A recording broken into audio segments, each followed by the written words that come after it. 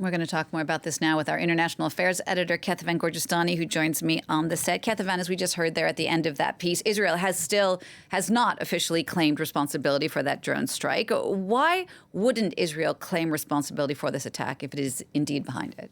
Well, especially since they have repeatedly said, especially since the October 7th attack, that they were going to hunt down all of Hamas's top leaderships and all of the members, because their ultimate goal, is to wipe out Hamas after this war.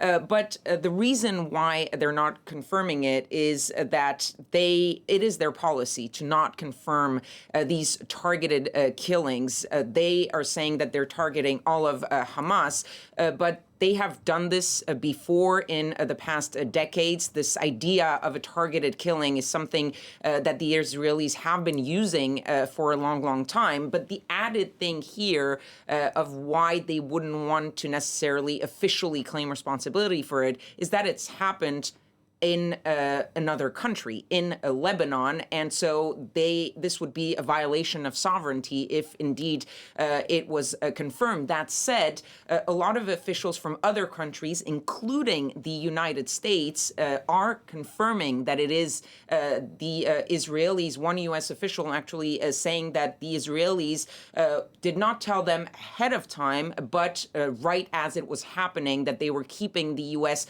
appraised of what was going on. So it seems to indicate that this would be the case. The Israelis really there striking a big win, because he is the number two of Hamas, huge figure in that movement, and a sign that really they are following through on their word, which is, we will go after each and every one of you, no matter where you are. But it is tricky because this is Lebanon. We're also looking, Kethevane, at what could be the risk, at least, of a bigger Middle East conflict. Tell us a bit about potential spillover. And that is partly the reason why this is so tricky, is this idea of a spillover. The Hezbollah, the militant group that is allied with Hamas, had a statement quickly after the killing saying that this is a serious attack on Lebanon that will not go unpunished. Now, Hezbollah and Israel have been trading violence and fire across the border for a while now during these past few months, but so far, Hezbollah has sort of taken a step back and hasn't really gone into this conflict. So they've been trying to sort of play nice, if you will. But this could be the thing that tips it over and that really gets Hezbollah into this. And the Hezbollah leader, Hassan Nasrallah, has long said that they would react if there were killings of Palestinians in Lebanon. We'll see what Nasrallah says when he makes a speech later on